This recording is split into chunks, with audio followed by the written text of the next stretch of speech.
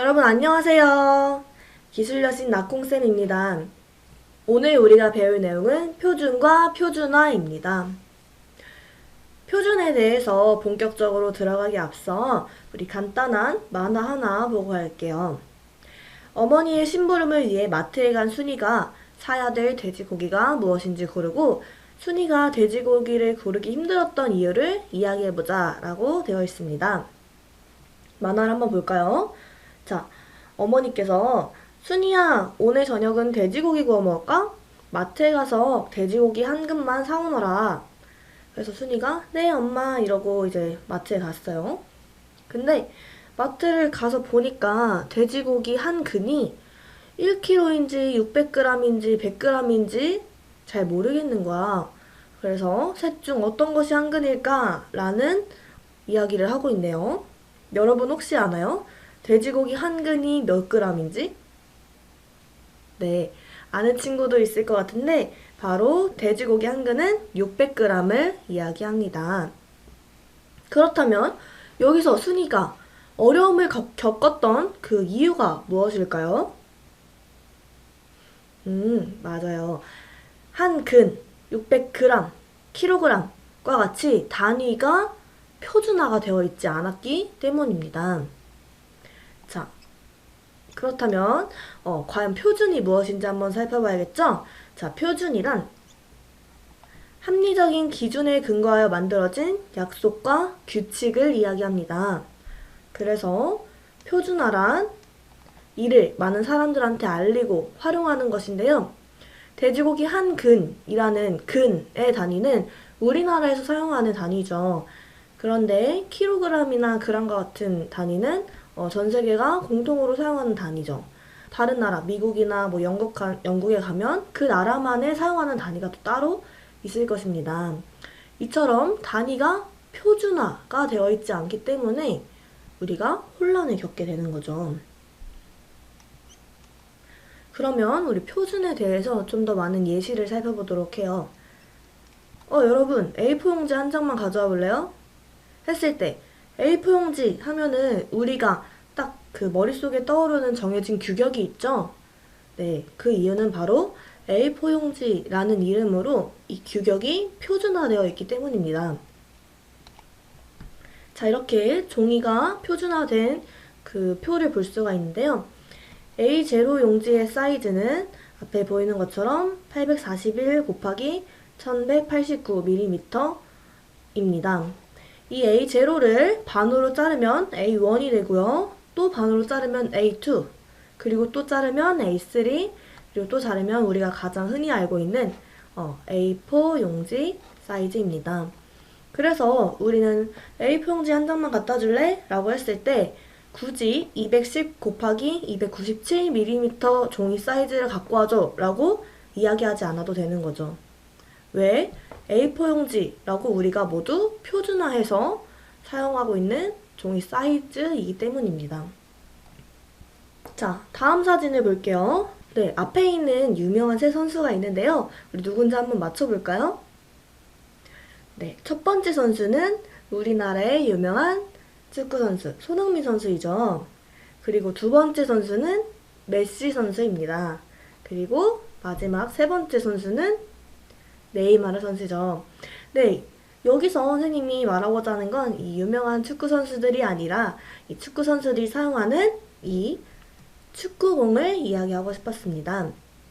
우리 올림픽 경기 같은데 혹은 월드컵 경기 같은데 보면은 이 축구공, 사용하는 축구공의 사이즈가 모두 같습니다. 그래야만 하는 이유가 뭘까요?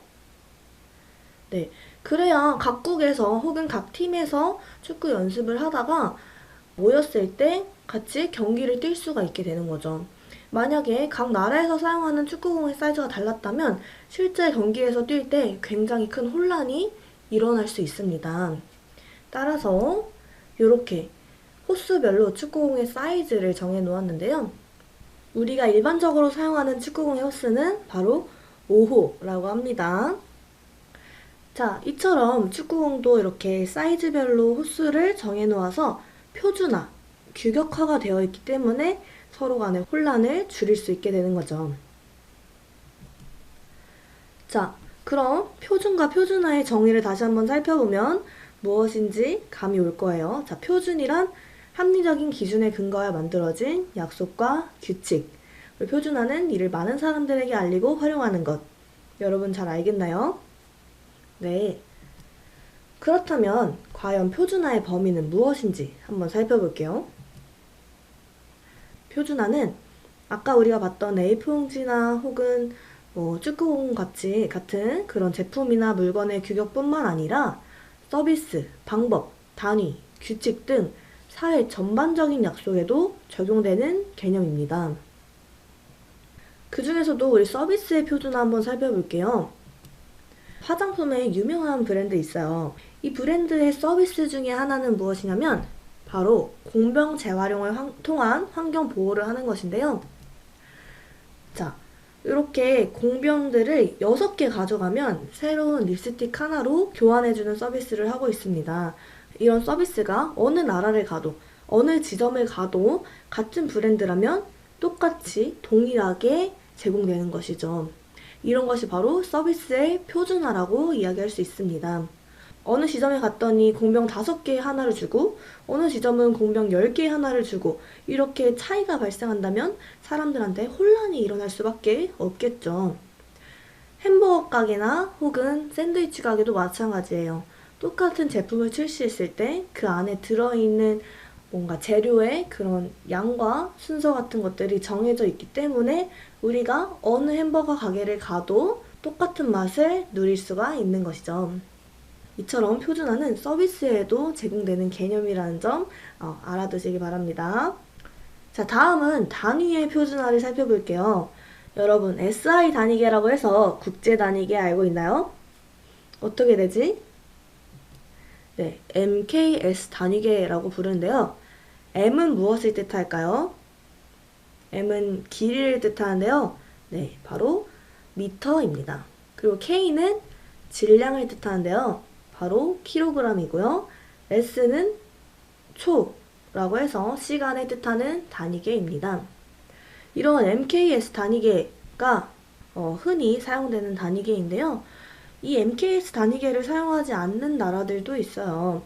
길이를 사용할 때 우리는 미터를 가장 흔하게 사용하지만 우리나라의 고유 단위로는 척과 같은 것들도 있을 수 있고 아니면 한 보 이런 식으로 우리만의 단위계가 있죠. 그리고 미국에서는 야드라는 단위를 사용한다고 합니다.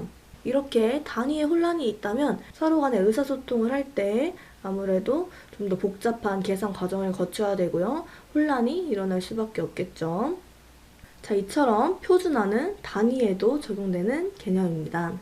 자, 그렇다면 이런 표준화가 어떤 중요성을 지니고 우리한테 어떤 영향을 미칠지 살펴봐야겠죠? 자, 우리는 경제적 측면과 사회적 측면으로 나누어 살펴볼 텐데요. 우선 경제적 측면 먼저 살펴보겠습니다. 자, 경제적 측면의 제품의 호환성 향상인데요. 동일 제품 간의 부품이 표준화되어 있어서 경제성을 높일 수 있다는 이야기입니다.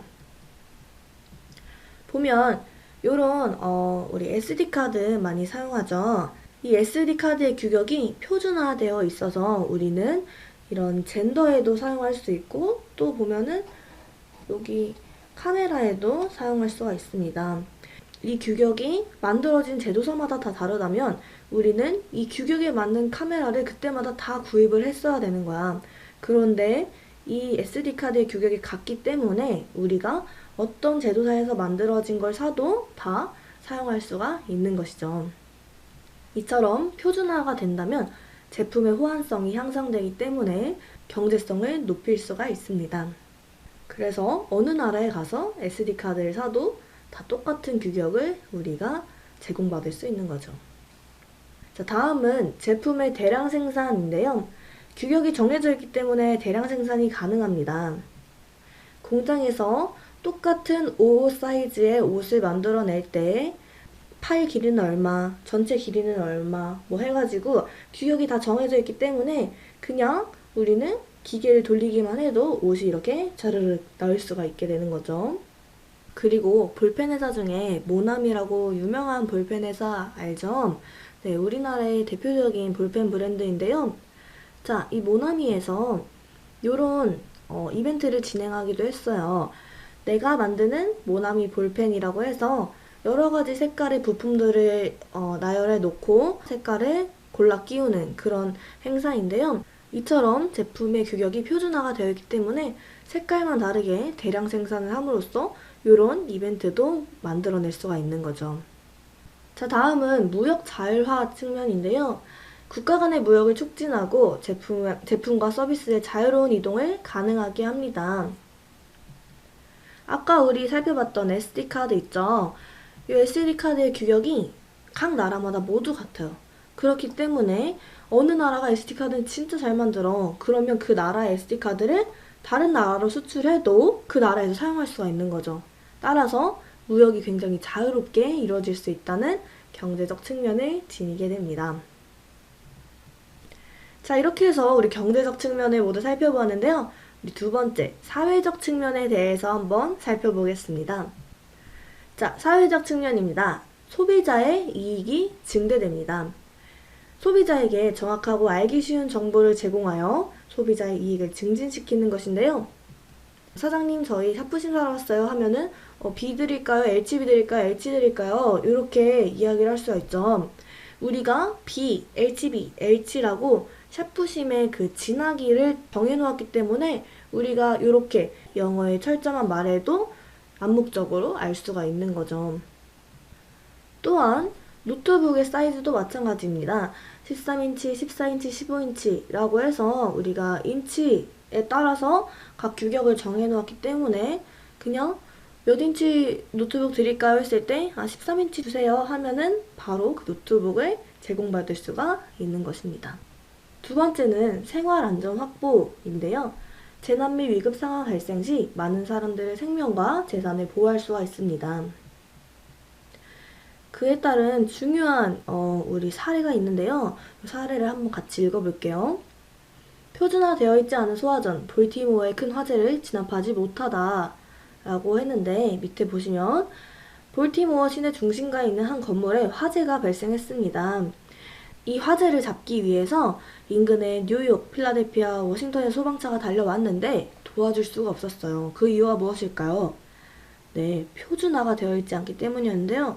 밑에 보면 볼티모어를 도와주러 온 다른 도시의 장비가 볼티모어의 소화전 규격과 달랐기 때문에 그래서 화재는 30시간 동안 번져서 수많은 인명피해가 발생했고요.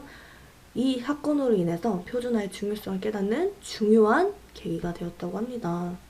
이런 정말 표준화가 되어 있지 않아서 대참사가 발생한 사례를 보았습니다. 따라서 우리가 생활 안전을 확보하기 위해서라도 표준화는 반드시 필요하다고 볼 수 있겠네요. 자, 마지막은 사회적 비용 절감입니다. 표준화된 법규를 통한 사회적 비용 절감인데요. 우리 빨간불, 초록불에서 신호등 다들 아시죠? 신호등의 빨간불이 의미하는 건 정지, 신호등의 초록불이 의미하는 건 가도 된다 이런 뜻이죠. 이렇게 사회적인 법규가 동등하게 정해져 있기 때문에 무언가 새로운 제도를 도입하려 할 때도 그에 맞게 활용할 수가 있습니다. 만약에 다른 나라에 갔을 때 정지는 핑크색이요. 그러면은 우리가 핑크색에 맞게 사회적인 그런 여러 가지 장치들을 설정을 해 놓아야 되는 거예요. 그러니까 굉장히 비효율적일 수밖에 없겠죠. 네, 이처럼 표준화가 사회적 측면에 있어서 사회적 비용을 절감할 수 있다는 중요한 역할을 하고 있습니다. 자, 이렇게 해서 경제적 측면과 사회적 측면까지 모두 살펴보았는데요. 표준화 정말 꼭 필요하겠죠. 자, 그럼 마지막으로 표준화가 되어 있지 않아 불편한 사례들을 살펴보겠습니다. 가장 대표적인 게 전기 콘센트인데요. 여러분들 혹시 해외여행 다녀와 본 적 있나요? 네, 해외여행을 갈 때마다 우리가 항상 신경 써야 되는 부분이 바로 이 전기 콘센트입니다. 우리나라에서는 C형, 돼지코라고 하죠. 전기 콘센트를 사용을 하는데 다른 나라에 가면은 C형이 아니라 다른 여러 가지 독특한 모양의 전기 콘센트를 사용하는 걸 볼 수가 있어요. 따라서 우리는 그 멀티 콘센트 리스트라고 해가지고 다른 나라에 가서 이렇게 끼울 수 있는 그 중간 장치를 가지고 가야 됩니다. 이것은 바로 표준화가 되어 있지 않아서 불편한 대표적인 사례라고 볼 수가 있죠. 그리고 또 보면 바로 이렇게 핸드폰 충전기를 볼 수가 있는데요. 각 핸드폰의 제조사별로 충전기의 이 끝 모양이 다릅니다. 그래서 우리가 사용을 할 때 아무 충전기나 낄 수 없고 내 핸드폰에 맞는 충전기를 껴야 돼요. 그러니까 이것도 어떻게 보면 좀 불편한 점이라고 할 수 있겠죠. 자, 마지막으로 옷의 그 단위도 표준화가 되어 있지 않습니다. 대한민국 같은 경우는 44, 55 혹은 85, 90 이런 식의 사이즈를 사용하는데 미국은 224, 일본은 우리나라와 비슷한 것 같고요. 유럽은 34, 36, 38 뭐 이런 사이즈를 사용하는데요. 다른 나라에 가서 저 44 사이즈 옷 주세요 했을 때 이거를 한 번에 알아들을 수가 없는 거죠. 이것도 마찬가지로 표준화가 되어 있지 않기 때문에 불편한 사례라고 볼 수 있습니다. 자, 우리 이렇게 해서 이번 시간에 표준과 표준화에 대해서 살펴보았고요. 그 표준과 표준화의 중요성과 그 영향, 그리고 표준화가 되어 있지 않은 사례까지 살펴보았습니다. 표준화란 정말 중요한 역할을 한다는 걸 알 수 있었습니다.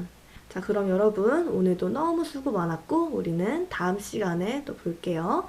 안녕!